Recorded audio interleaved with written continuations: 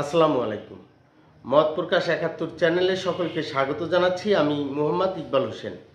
রাজনীতির দৃশ্যপট যে ঘুরে যাচ্ছে আর সেটি কিন্তু এখন দৃশ্যমান। সেটি হলো যে আমরা দেখতে পাচ্ছি যে আওয়ামী লীগের নেতাকর্মীরা কিন্তু তারা এখন মিছিল করছে, তারা সমাবেশ করছে এবং আমরা দেখেছি যে গোয়েন্দা রিপোর্টও এখন আসছে যে আওয়ামী লীগ দলে দলে ঢাকায় ঢুকছে, রাজধানীতে ঢুকছে।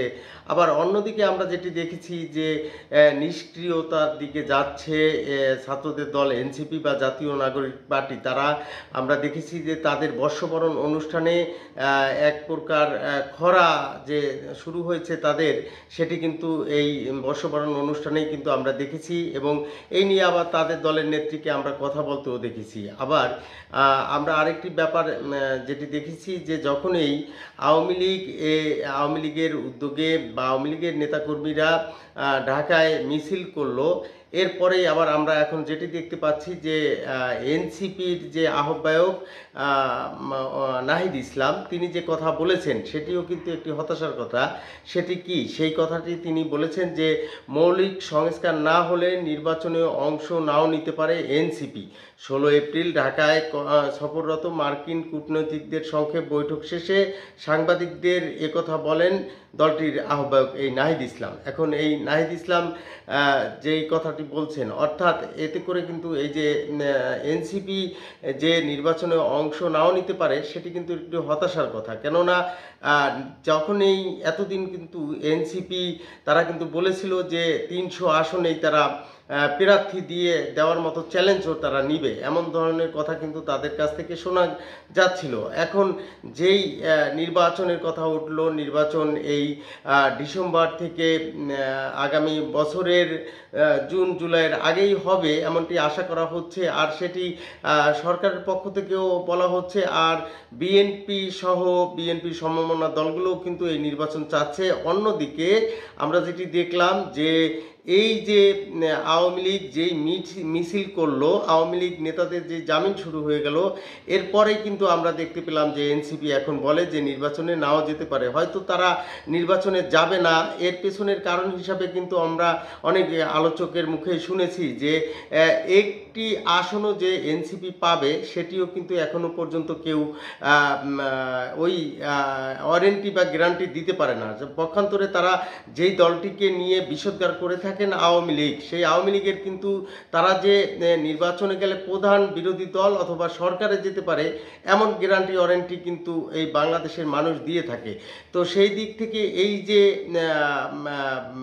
সেই কথাই চলে আসছে যে মেড ইন চায়না বেশি দিন যায় না। এখন এই আমরা দেখেছি যে এই এনসিপির অবস্থা সেই মেড ইন চায়না হয়ে যাচ্ছে।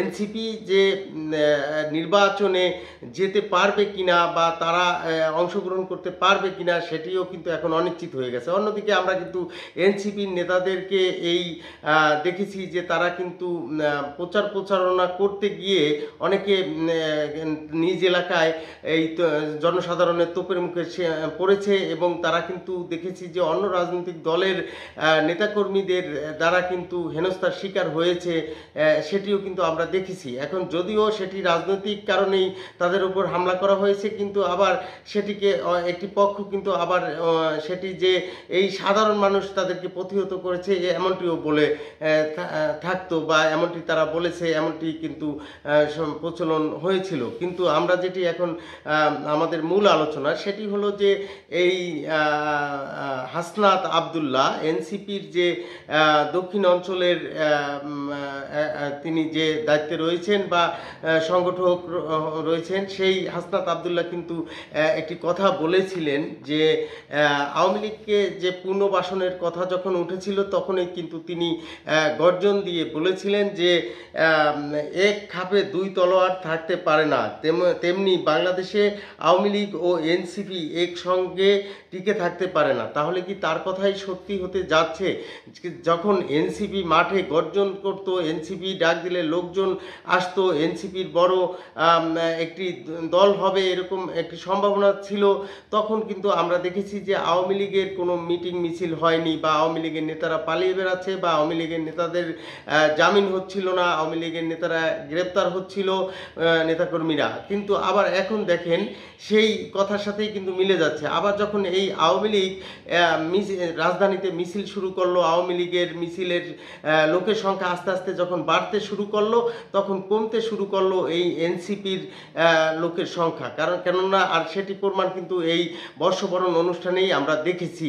আর বিশেষ করে এই যে এখন যেই আওয়ামী লীগ বলে যে নির্বাচনে আওয়ামী লীগ অংশগ্রহণ করলে প্রধান বিরোধী দল হবে অথবা সরকার গঠন করবে, যেই হুঙ্কার আওয়ামী লীগের নেতাকর্মীদের এখনও রয়েছে, সেই জায়গায় কিন্তু আমরা এখন আবার এনসিপিকে দেখতে পাচ্ছি যে তারা একটি অজুহাত সৃষ্টি করে, যারা এই 300 আসনে প্রার্থী দেওয়ার কথা বলেছিল, চ্যালেঞ্জ নেওয়ার কথা বলেছিল, তারা এখন কিন্তু আবার কি বলছে যে মৌলিক সংস্কার না হলে নির্বাচনে অংশ নাও নিতে পারে এনসিপি। এখন এইটি কি আসলে নির্বাচনে না যাওয়ার একটি অজুহাত নয় কি?